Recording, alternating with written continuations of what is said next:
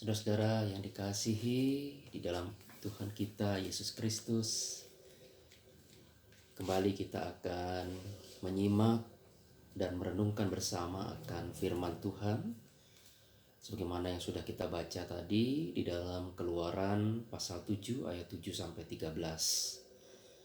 Saudara-saudara, pertanyaan mendasar bagi kita yang mengawali proses perenungan ini adalah, apakah mudah bagi kita untuk hidup beriman senantiasa? Saya yakin jika kita jujur, mungkin kita akan mengatakan bahwa pasti tidak mudah. Apalagi kalau kita tengah menghadapi sebuah persoalan yang berat, rasanya tidak semua dari kita akan menghadapinya dengan dasar iman. Mungkin kita akan pertama-tama berpikir di dalam akal pikiran kita, bagaimana caranya untuk mengatasi masalah yang kita hadapi. Bukan dimulai dari iman. Bahkan mungkin juga di dalam proses itu kita akan langsung menyerah dan kemudian mempertanyakan, benar gak sih ada kuasa Tuhan dalam kehidupan kita?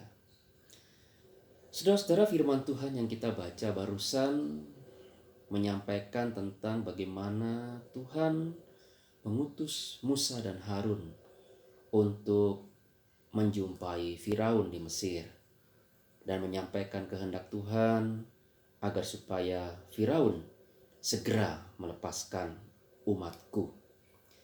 Saudara-saudara, jika mengandalkan kekuatan manusia, siapa sih Harun dan Musa?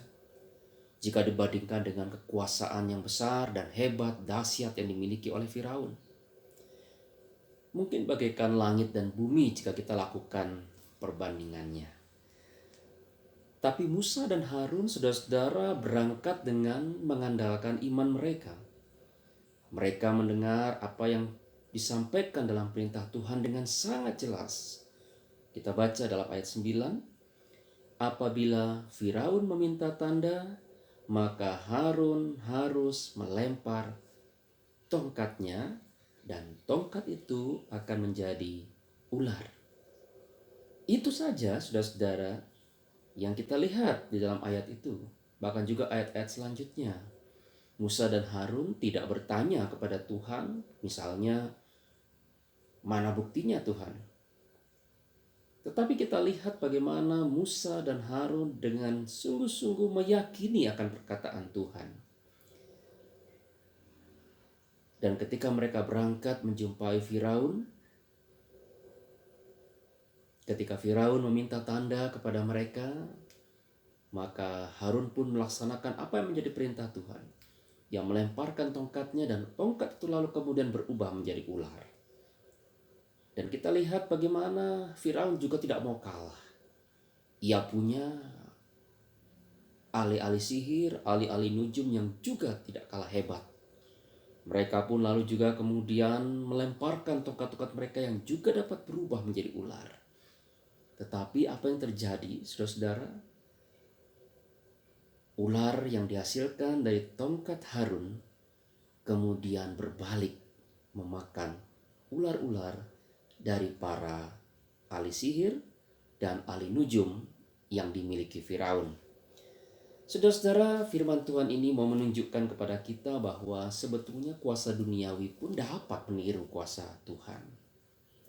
Kuasa duniawi juga mungkin dapat memberikan apa yang kita perlukan. Tetapi kita perlu berhati-hati sesuai dengan firman Tuhan, bahwa kuasa duniawi itu sejatinya tidak dapat mengalahkan kuasa Tuhan. Hal inilah yang kita lihat dialami oleh Musa dan Harun. Iman mereka yang besar memampukan kuasa Tuhan terjadi melalui diri mereka. Kuasa Tuhan yang ajaib bekerja melalui iman. Saudara yang diberkati Tuhan, kunci dari segala sesuatu adalah iman. Hal ini juga yang kita lihat diungkapkan di dalam Ibrani pasal 11 ayat 1 yang menyatakan iman adalah dasar dari segala sesuatu yang kita harapkan dan bukti dari segala sesuatu yang tidak kita lihat. Saudara-saudara, peristiwa iman lainnya juga bisa kita temukan ketika membaca di dalam Injil Lukas pasal 17 ayat 19 dalam kisah pengalaman seorang Samaria yang sakit kusta dan disembuhkan oleh Tuhan Yesus.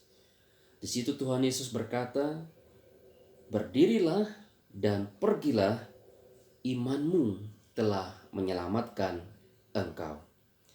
Saudara-saudara, iman adalah kunci dari segala sesuatu dalam hidup kita.